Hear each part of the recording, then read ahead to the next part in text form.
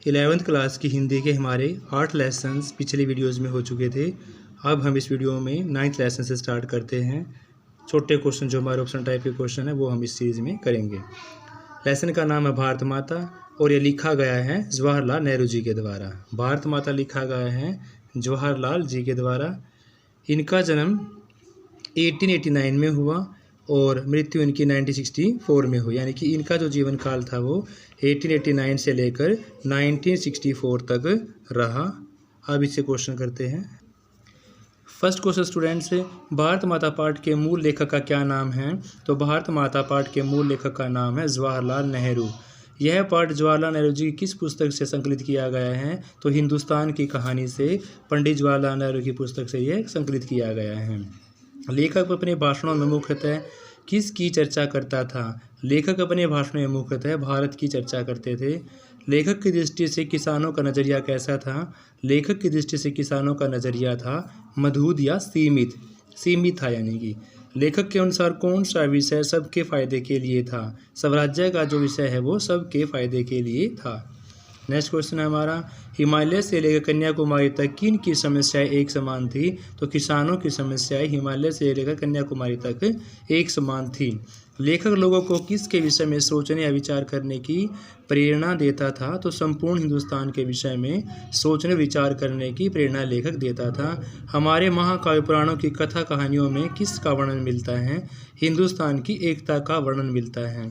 जलसों में जवाहरलाल नेहरू का स्वागत किस नारे में किया जाता है? भारत माता की जय हो, इस नारे से जवाहरलाल नेहरू का स्वागत किया जाता है। नेक्स्ट है, भारत माता कौन है? यह प्रश्न कौन किस से पूछता था?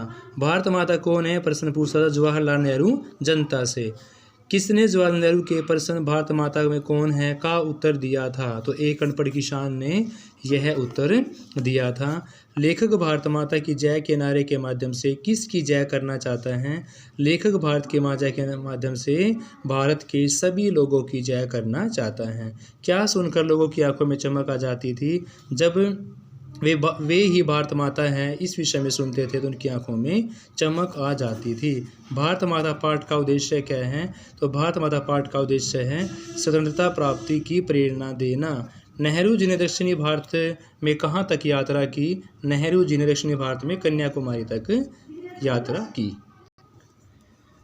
लेसन स्टूडेंट्स आपका नेक्स्ट, आत्मा का ताप, और यह लिखा गया है सैयद हैदर रजा जी के द्वारा। इनका जन्म 1922 में बाबरिया गांव में हुआ था। आत्मा का ताप लिखा गया है सैयद हैदर रजा के द्वारा। इनका जन्म 1922 में बाबरिया गांव में हुआ था और इन्होंने grade of officer of the order of words and letters में सम्मान प्राप्त किया था। आपका फर्स्ट क्वेश्चन है, आत्मा का ताप नामक पाठ साहित्य में कौन सी विधा के अंतर्गत आता है? तो आत्मा का ताप एक आत्मकथा है। आत्मा का ताप एक आत्मकथा विधा के अंदर आता है। आत्मा का ताप पाठ के लेखक का नाम क्या है? सैयद हैदर रजा जी हैं। इनके प्रदेश में रहने वाले थे, मध्य प्रदेश में रहने वाले थे ये। किसका संबंध किस विषय से रहा? चित्रकला से। तो 4 क्वेश्चन हो गए। आत्मा का ताप एक आत्मकथा है। लिखी किसने है? सैयद हैदर रजा ने। कहाँ के थे? मध्य प्रदेश के। संबंध किस विषय से था? चित्रकला से था। सबसे पहले सैयद हैदर रजा कौन सी नौकरी मिली थी? ड्राइंग अध्यापक की नौकरी मिली थी। बम्बई में हैदर रजा को कहाँ और कौन सी नौकरी मिली थी? एक्स्ट्रा स्टूडियो में डिज़ाइनर की। बम्बई में हैदर रजा अध्ययन के लिए कहाँ जाता था? मोहन आर्ट क्लब में। हैदर रजा को बॉम्बे आर्ट सोसाइटी का स्वर्ण पदक कब मिला था? हैदर रजा को बॉम्बे आर्ट सोसाइटी का स्वर्ण पदक मिला था 1948 के अंदर। नेक्स्ट क्वेश्चन स्टूडेंट्स आपका, हैदर रजा जी को फ्रांस सरकार की छात्रवृत्ति कब मिली थी? तो उनको 1950 में फ्रांस सरकार की छात्रवृत्ति मिली थी। हैदर रजा जी ने जे स्कूल ऑफ आर्ट्स का नियमित छात्र कब बना था? वो 1947 में जे स्कूल ऑफ आर्ट्स का नियमित छात्र बना था। लेखक कौन से सन में श्रीनगर गया था? तो लेखक 1948 में श्रीनगर गया था। 1948 में कश्मीर के प्रधानमंत्री कौन थे? तो कश्मीर के प्रधानमंत्री जी का नाम था शेख अब्दुल्ला। श्रीनगर की यात्रा के समय हैदर जाग की जो मुलाकात है किस महान फोटोग्राफर से हुई थी? फ्रेंच फोटोग्राफर हेनरी कार्तिये के द्वारा। हैदर जाग ने फ्रेंच भाषा किस स्थान से सीखी थी? अलियांस फ्रांस से इन्होंने फ्रेंच भाषा सीखी थी। पिकासो कौन था? पिकासो एक फ्रेंच चित्रकार था। सैयद हैदर दृष्टि चित्रकला क्या है? आत्मा की पुकार ही चित्रकला है। उनके अनुसार वो किस स्कूल में पढ़े थे? नागपुर के स्कूल में उन्होंने पढ़ाई पूरी की थी।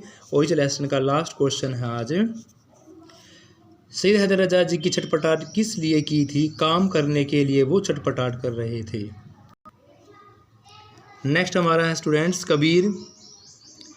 कबीर जी का जन्म जो है वो अधिक विद्वानों ने 1390 ईस्वी से माना जाता है, यानी कि 1398 में के इनका जन्म हुआ था और 1518 ईस्वी में कबीर का मगहर में देहांत हो गया था। तो कबीर जी का जन्म 1398 ईस्वी में और इनकी मृत्यु 1518 ईस्वी में कबीर के मगहर यानी कबीर का मगहर में देहांत हो गया था।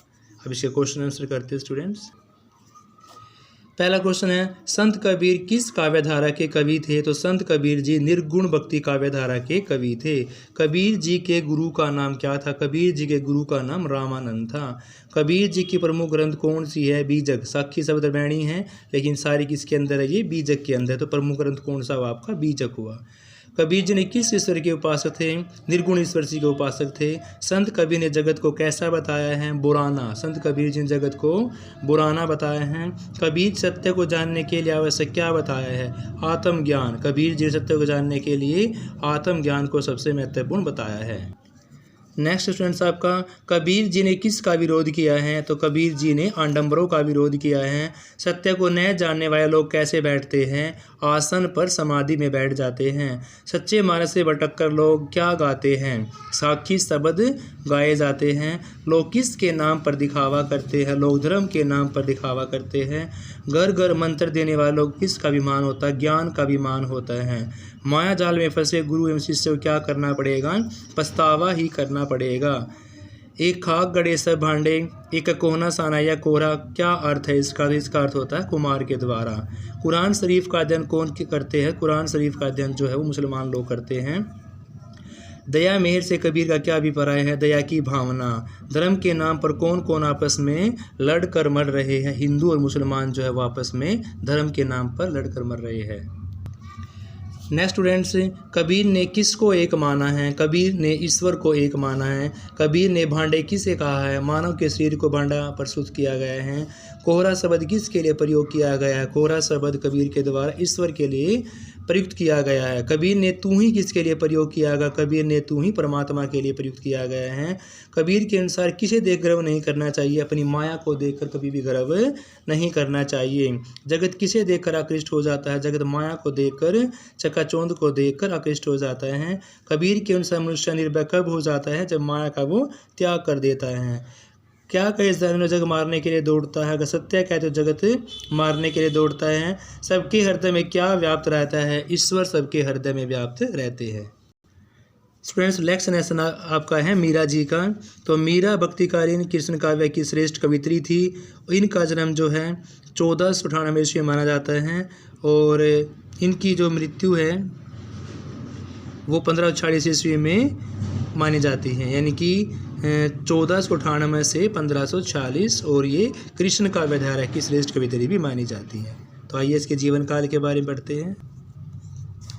मीरा चैप्टर के छोटे क्वेश्चन जो आपके वो इस प्रकार हैं कि मीरा किस प्रकार की भक्ति में विश्वास रखती थी? मीरा कृष्ण की भक्ति में विश्वास रखती थी। मीरा का जन्म 1498 ईस्वी में हुआ था। मीरा का जन्म कहाँ पर हुआ था? जोधपुर के कुड़की गांव में। जोधपुर के कुड़की गांव में उनका जन्म हुआ था। मीरा के पिताजी का नाम राव रतन सिंह राठौड़ था। मीरा के पति का नाम था भोजराज। मीरा अपने आराध्य देव की क्या पहचान बताई है? उसके सिर पर मोर मुकुट है, ये पहचान बताई है। मीरा ने क्या छोड़ दिया है? परिवार की लाज, जो परिवार की लज्जा है वो मीरा ने छोड़ दी है। नेक्स्ट लेसन स्टूडेंट्स, छाड़ी दही कुल की कहानी कहाँ करिए कोई। इस पंक्ति में मीरा की कौन सी भावना प्रकट होती है? तो समाज के प्रति चुनौती इस भावना में प्रकट होती है। मीरा क्या खो चुकी थी? मीरा लोक लाज खो चुकी थी। मीरा ने कौन सी बेल बोई थी? मीरा ने प्रेम की बेल बोई थी। संतन डिंग बैठी बैठी में कौन सा अलंकार प्रयुक्त किया गया है? तो यहाँ पर पुनरुक्ति, बैठी बैठी के लिए यहाँ पर पुनरुक्ति प्रकाश अलंकार प्रयुक्त किया गया है। मीरा ने आंसुओं से सींचकर किसकी बेल बोई है? प्रेम की बोल बोई है। मीरा इस जगत में क्या देखकर प्रसन्न होती है? प्रभु की भक्ति देखकर मीरा इस जगत में प्रसन्न होती है। मीरा अपने आप को किसकी दासी स्वीकार करती है? श्री कृष्ण जी की। क्या देखकर मीरा रोती है? जगत को देखकर मीरा रोती है। लोक लाज खोए में क्यों कौन सा अलंकार प्रयुक्त किया गया है? लोक लाज में अनुप्रास अलंकार प्रयुक्त किया गया है। नेक्स्ट आपका स्टूडेंट्स, अपने पति के सामने के लिए मीरा किसके सामने नाची थी? मीरा श्री कृष्ण की मूर्ति के सामने नाची थी। लोग मीरा को क्या कहते थे? बावरी, कि वे बावरी पागल हो चुकी हैं। मीरा को न्यात क्या समझते थे? कुल नाशी, कुल का नाश करने वाले समझते थे। मीरा के लिए विष का प्याला किसने भेजा? उसके देवर ने भेजा था। विष पीने मीरा ने क्या किया? वो विष पीने के बाद भी हंसती रही। मीरा ने अपने प्रभु को किस नाम से पुकारा है? मीरा ने अपने प्रभु को गिरधर नागर के नाम से पुकारा है। मीरा के प्रभु कैसे थे? अविनाशी, जिसका नाश नहीं हो सकता। अविनाशी शब्द उनके लिए प्रयुक्त किया गया है। मीरा कृत उन दोनों पदों में से उनकी कौन सी भावना व्यक्त करती है? श्री कृष्ण के भक्ति प्रेम की भावना। मीरा किस भक्ति काव्यधारा की कवित्री है? कृष्ण काव्यधारा की कवित्री है। नेक्स्ट लेसन स्टूडेंट्स आपका राम नरेश त्रिपाठी जी का जीवन काल। राम नरेश त्रिपाठी जी का जीवन काल, उनका जन्म 1881 में उत्तर प्रदेश के जौनपुर में हुआ। 1881 में उत्तर प्रदेश के जौनपुर में हुआ और उनका निधन 1962 में हुआ था। उनका निधन 1962 में हुआ था। पथिक जो शीर्षक कविता है वो किसके द्वारा लिखी गई है? तो पथिक शीर्षक कविता लिखी गई है राम नरेश त्रिपाठी जी के द्वारा। इनका जन्म कब हुआ? 1881 में हुआ था। राम नरेश त्रिपाठी जी कृत पथिक रचना जो है वो किस काव्य विधा के अंतर्गत आती है? तो खंड काव्य है। ये हमारा एक प्रकार का खंड काव्य लिखा गया है। राम नरेश त्रिपाठी जी काव्य का प्रमुख स्वर क्या है? देशभक्ति। राम नरेश त्रिपाठी जी का जन्म कब हुआ था? 1962 में उनका जन्म हुआ था। संपादित प्रमुख पत्रिका का नाम क्या है? बानर या बाल पत्रिका। नम में वारिद माता किसके सामने नाच रही है? सूर्य के सामने नाच रही है। नेक्स्ट आपका पथिक कविता में कौन अपना वेश रंग बिरंगा और निराला बनाता है? बादल। नीले गगन और नीले सागर को देखकर कवि का मन क्या चाहने लगता है? बादल पर बैठकर विचरण करने लगता है। गर्जन कौन करता है? रत्नाकर जो हो गर्जन करते हैं। किसके हृदय में हरदम हौसला भरा रहता है? पथिक, चलने वाले के पथिक के हृदय में हमेशा हौसला भरा रहता है। पथिक किसके घर में कोने कोने से घूमना चाहता है? रत्नाकर के घर के कोने कोने में कवि घूमना चाहता है। पथिक किस पर बैठकर रत्नाकर के घर में घूमना चाहता है? बादल पर बैठकर। कमला शब्द का प्रयोग किसके लिए किया गया है? तो कमला शब्द का प्रयोग धन की देवी लक्ष्मी के लिए प्रयुक्त किया गया है। किसके सोने सड़क का निर्माण किया गया? रत्नाकर ने। किसके सवारी के लिए सोने सड़क का निर्माण किया गया है? लक्ष्मी के लिए। सागर किस भाव से गरज रहा था? निर्भय होकर। सागर निर्भय होकर गरज रहा था। नेक्स्ट है कवि ने पथिक कविता में अनुराग भरी कल्याणी किसे कहा है? अपनी प्रियतमा के लिए उन्होंने यह शब्द प्रयुक्त किया है। कवि के अनुसार प्राणी सबसे अधिक सुख प्राप्त कर सकता है प्रकृति के साहचर्य से। आधी रात के समय संसार को कौन सी वस्तु ढक लेती है? आधी रात के समय संसार को अंधकार ढक लेता है। सस्मित वदन शब्द किसके लिए प्रयुक्त किया गया है? सूर्य के लिए। पथिक कविता में अंतरिक्ष की छत पर अंधकार का क्या टीका देता है? तारे। तारे अंधकार पर टिकते रहते हैं। किसे देखकर वृक्ष अपने तनों को पत्तों से सजा लेता है? सूर्य को देखकर जो वृक्ष होते हैं अपने तनों को पत्तों से सजा लेते हैं। पक्षी किसे देखकर चहक उठते हैं? प्रातःकालीन के सूर्य को देखकर पक्षी चहक उठते हैं। आत्म प्रलय किसका होता है? पथिक का होता है। कवि ने पथिक नामक कविता में किसके प्रेम की कहानी लिखी है? प्रकृति के प्रेम की कहानी लिखी है। कवि के मन में क्या बनने की छटपन होती है? अक्षर, अक्षर और वाणी बनने की इच्छा होती है। नेक्स्ट आपका पंत जी। पंत जी की वे आंखें कविता है और पंत जी का जन्म 1900 ईस्वी में उत्तर प्रदेश के अल्मोड़ा जिले के कुसानी गांव में 1900 ईस्वी में उत्तर प्रदेश के अल्मोड़ा जिले कुसानी गांव में हुआ था। और उनका जो मृत्यु है, उनका निधन जो है वो 1977 ईस्वी के अंदर हुआ था। वे आंखें के बारे में हम इस कविता के अंदर पढ़ेंगे। वे आंखें जो है वो एक प्रगतिशील कविता है। फर्स्ट क्वेश्चन आपका, वे आंखें कविता में कवि का नाम क्या है? सुमित्रा नंदन पंत जी हैं। इनका जन्म कहाँ हुआ, कब हुआ, किस ईस्वी में हुआ? 1900 ईस्वी में हुआ। पंत जी बिना परीक्षा दिए पढ़ना छोड़कर क्या कार्य करने लगे थे? राष्ट्र की सेवा, स्वाध्याय करने लगे थे। पंत जी ने 1938 में कौन सी पत्रिका निकाली थी? रूपाब। 1938 में रूपाब। पंत जी का जन्म हुआ था 1977 में। वे आंखें शीर्षक कविता में किसकी आंखों का वर्णन किया गया है? तो वे आंखों में किसान जी की आंखों का वर्णन किया गया है। नेक्स्ट है, कवि ने किसान की आंखों की तुलना किस से की है? तो कवि ने किसान की आंखों की तुलना अंधेरी गुफा से की है। किसकी आंखों से कवि का मन डर गया है? किसान की आंखों से कवि का मन डर गया है। किसान की आंखों में क्या भरा हुआ है? दैन्य दुख का नीरव रोदन जो है वो किसान की आंखों में भरा हुआ है। वे आंखें कविता में किसका ताप छोड़ दिया गया है? संसार ने किसान का ताप छोड़ दिया है। किसान किस खेतों में बेद लिखा हुआ है? जो लहला रहे थे। जीवन की हरियाली से क्या तात्पर्य है? जीवन की प्रसन्नता। किसान का बेटा किसकी लाठी से मारा गया है? कारकुनों की। किसान का बेटा जो है कारकुन लड़ाई से मारा गया है। किसान का बेटा किस अवस्था में मारा गया था? जवानी में ही मारा गया था। किसान का घर द्वार किसने बिकवा दिया था? महाजन ने उसका घर द्वार बिकवा दिया था। किसान की आंखों में रह रहकर क्या चुभता है? नीलाम हुए बैलों की जोड़ी उनकी आंखों में रह रहकर चुभती है। उजरी कौन है? उजरी एक किसान की गाय है। किसान की आंखों में क्या नाचा करती है? किसान की आंखों में सुखी जीवन रूपी खेती नाचा करती है। किसान की पत्नी की मृत्यु का क्या कारण था? दवा दारू का अभाव था। किसान की दूध मुँह बच्ची क्यों मर गई थी?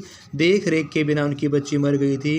किसने किसे पतिघातिन कहा है? समाज ने विधवा को पतिघातिन कहा है। कौन कुएं में डूबकर मर गई थी? किसान की विधवा पुत्रवधू कुएं में डूबकर मर गई थी। परंपरावादी जोरू को क्या मानते हैं? पैर की जूती मानते हैं।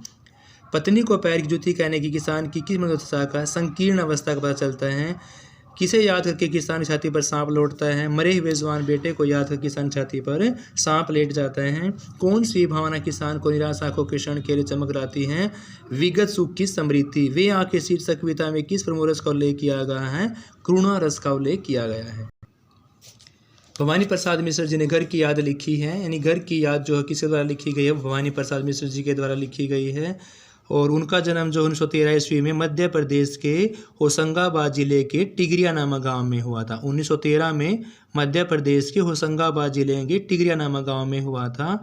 और उनकी जो निधन है, मृत्यु है, वो 1985 में हुई थी। यानी जीवन काल 1913 से लेकर 1985 तक रहा। और घर की याद के विषय में हम पढ़ेंगे। स्टूडेंट्स, फर्स्ट क्वेश्चन है, घर की याद शीर्षक कविता में कवि का क्या नाम है? भवानी प्रसाद मिश्र जी घर की याद में शीर्षक कविता का नाम है। भवानी प्रसाद मिश्र का जन्म कब हुआ था? 1913 के अंदर हुआ था। भवानी प्रसाद मिश्र का निधन कब हुआ था? 1985 में हुआ था। घर की याद कविता कहाँ पर लिखी गई थी? घर की याद जो पूरी वो जेल में ही लिखी गई थी। घर की याद किस मौसम में रचित की गई थी? वर्षा ऋतु के अंदर घर की याद जो रचित की गई थी।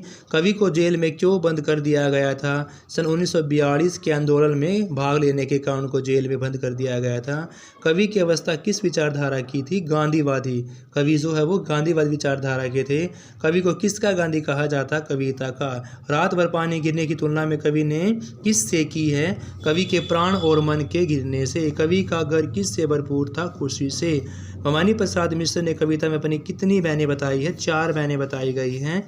कवि को जेल जाने के पश्चात अपना घर कैसा लग रहा था? परिताप का।